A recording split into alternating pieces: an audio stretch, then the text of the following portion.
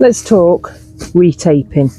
Let's talk about when would you use glue, when would you retape the seams in your waterproof jacket.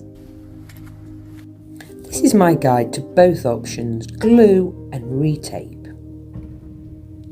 Glue is great for small areas, like a loose hood seam or the tabs that held this drawer cord.